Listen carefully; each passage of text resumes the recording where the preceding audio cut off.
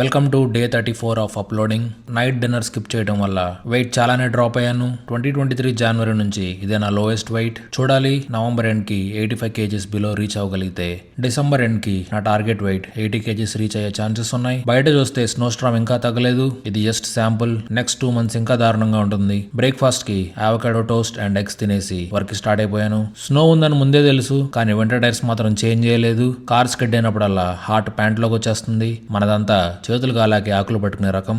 Lunch టైంకి ఇంటికి start అయిపోయాను. నెక్స్ట్ 4 months అగ్రికల్చర్ కూడా ఖాళీ. ఇక్కడ ఏం పండవు.